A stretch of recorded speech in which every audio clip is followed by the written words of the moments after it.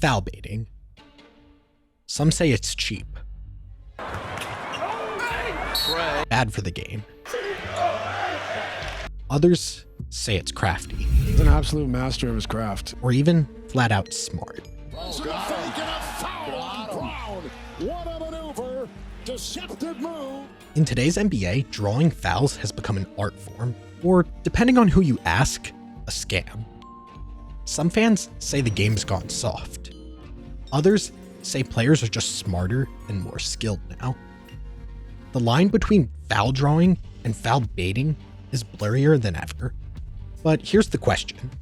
Are today's superstars baiting their opponents and the refs, or are they just actually earning their calls?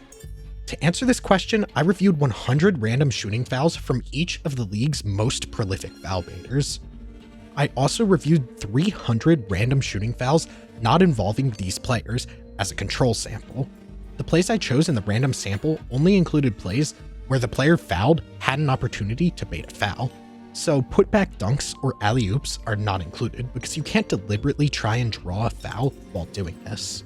I also excluded any fouls that were clear missed calls by the ref and didn't include any baiting or flopping from the offensive player. Upon review of each of the foul calls, I recorded if the player did a head bob movement to exaggerate the play, and most importantly, I graded the play using what I call the foul bait scale, a 5-point framework that ranks how much an offensive player is actively trying to bait a foul call. Let me break it down. Level 1 is a clear defensive foul. No foul baiting. This is the most legitimate type of foul. The defender commits obvious contact that affects the shot, no selling, no acting, just a real foul.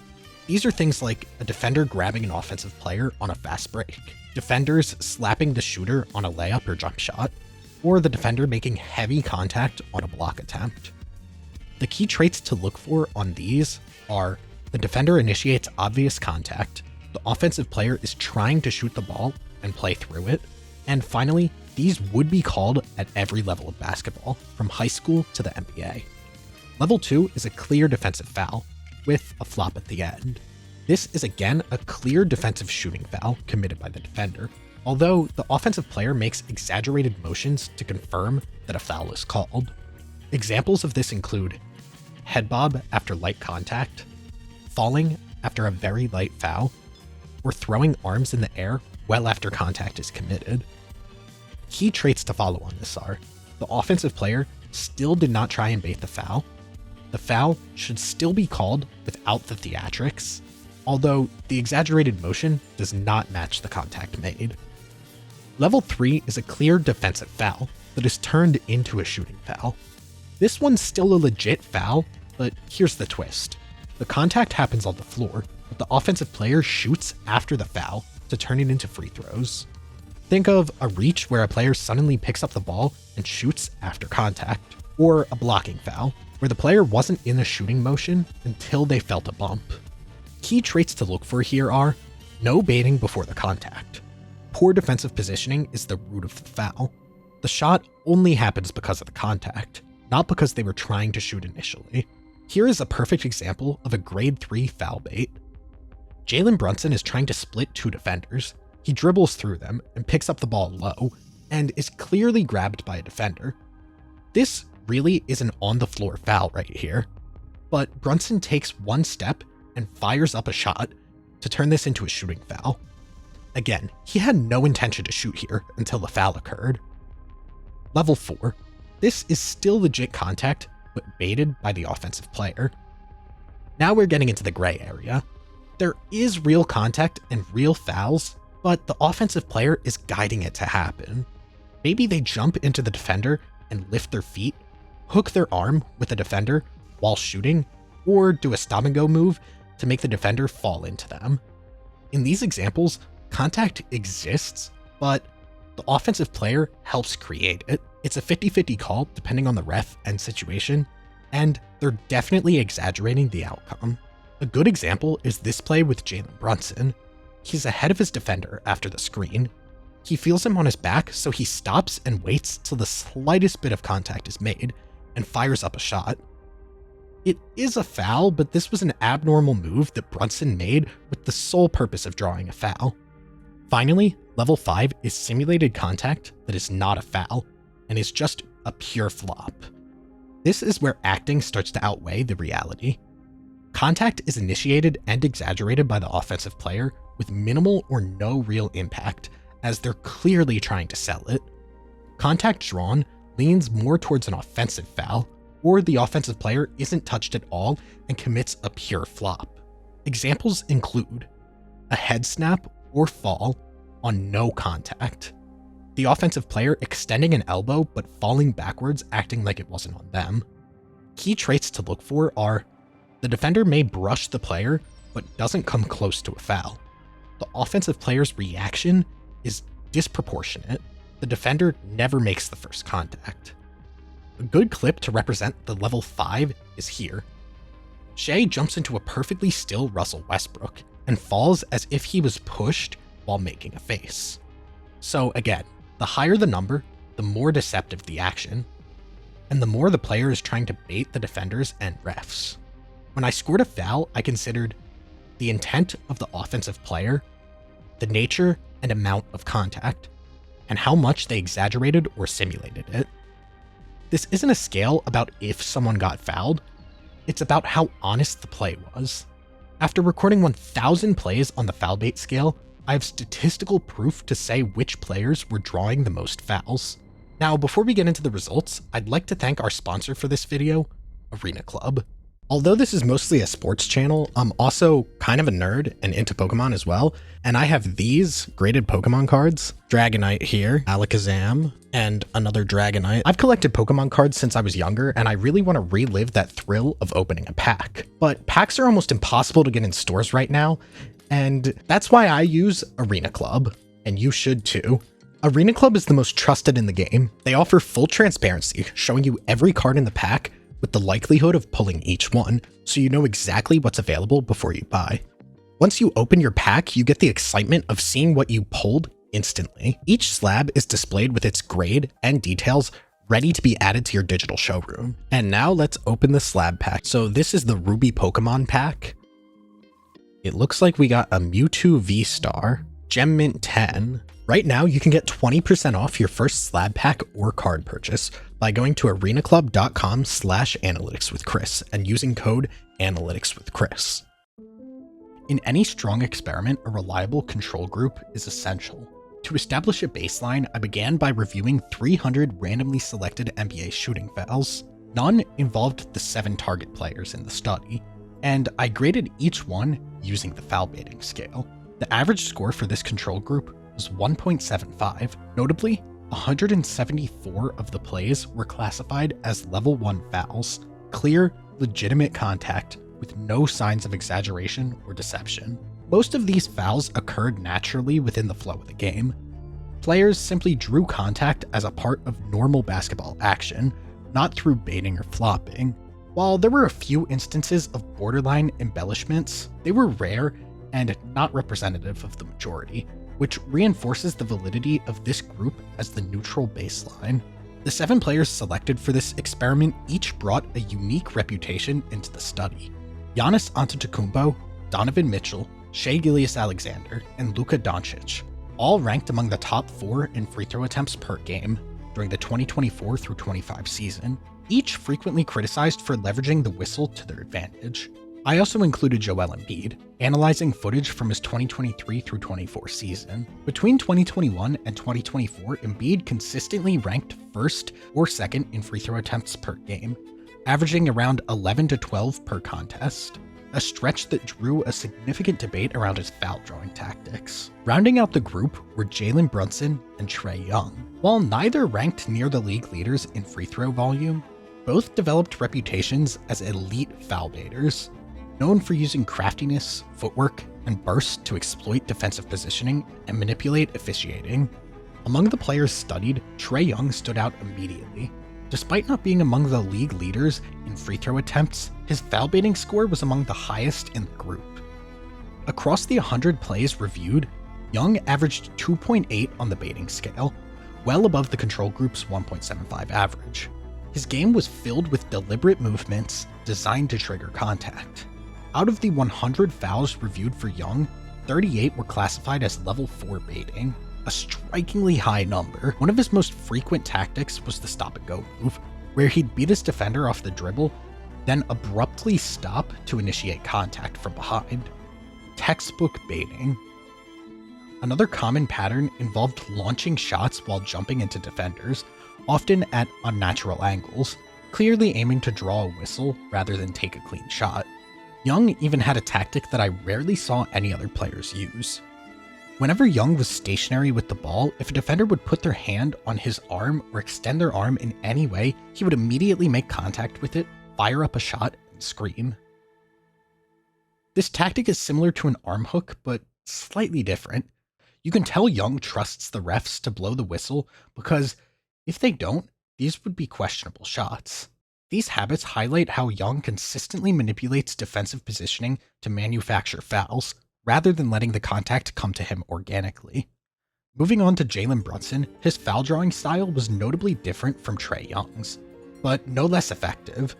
Brunson recorded an average score of 2.55 on the foul baiting scale, reflecting a blend of legitimate contact and skillful embellishment. He had the most level 2 fouls in the entire sample, with 22 such plays. This was largely due to his tendency to head bob, which he did on 44% of his fouls, often exaggerating otherwise standard contact. While many of Brunson's fouls were genuine, he consistently added a dramatic fall or a head snap to sell the whistle. Additionally, he proved to be a master at level 3 fouls, where he converted on-the-floor fouls into shooting fouls. His go-to technique involved splitting 2 defenders with a quick, low pickup. Thanks to his speed and precision, defenders often reached and committed a foul, at which point Brunson would immediately rise into a shot, baiting the ref into awarding free throws.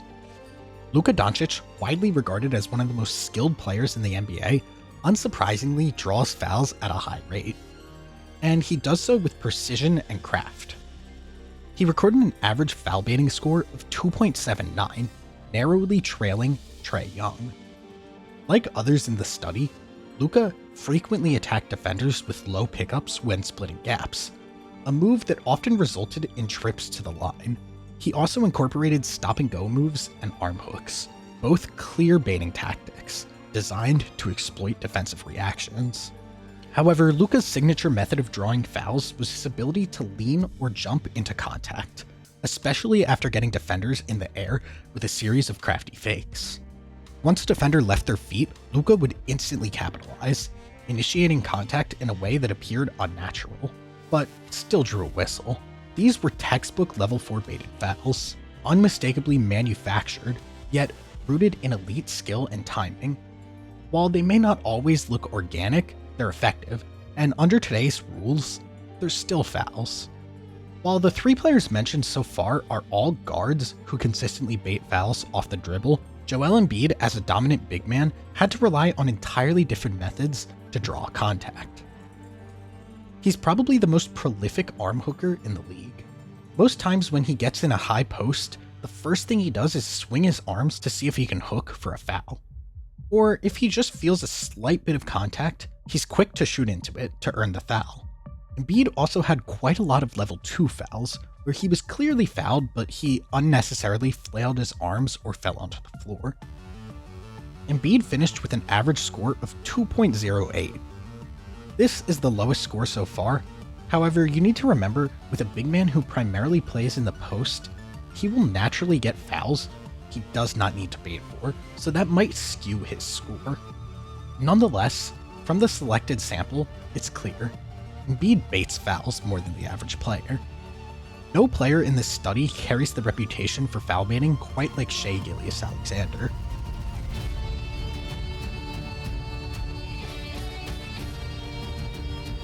I mean, that is such a flop.